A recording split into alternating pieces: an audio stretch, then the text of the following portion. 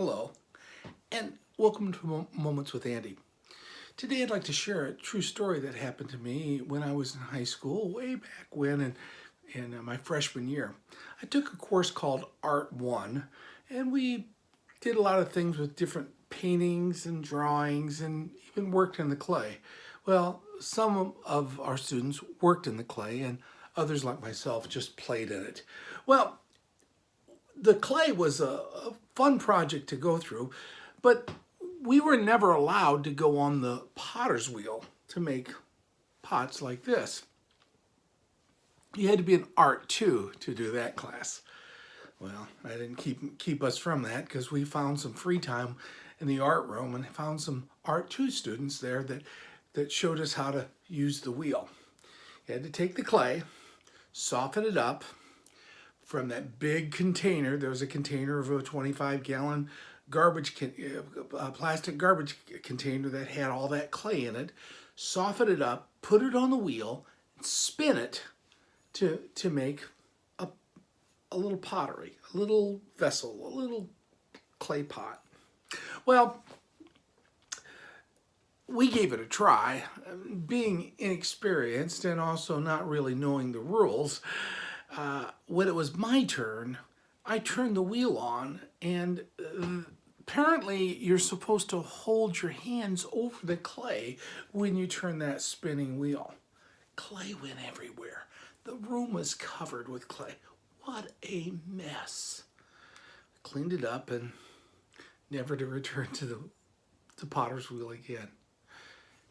It reminds me, though, of another potter's wheel. Jeremiah in the Old Testament tells us that he went to the potter's house to look at somebody working on the pottery wheel.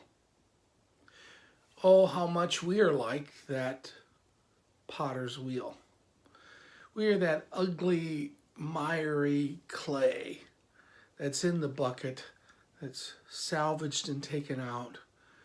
The potter softens it with his hands, and you know, you can't be formed to what the potter wants you to be formed at until you're pliable.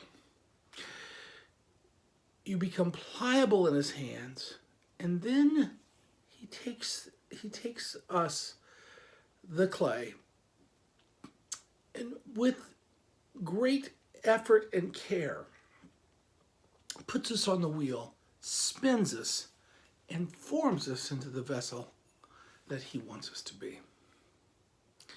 It takes a lot of spinning, just like in life. The potter doesn't form us if we're sitting still.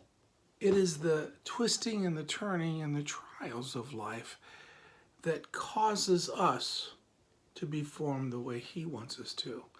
And you'll never hear a piece of clay be able to say, I want to be this, because it's not the clay's decision how you're formed. It's the potter's decision. How often are we like that?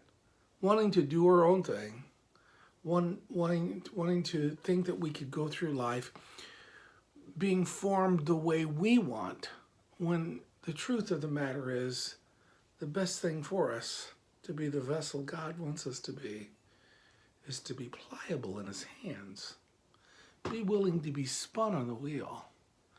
And always, always ask the potter to keep his hands close to us and on us at all times.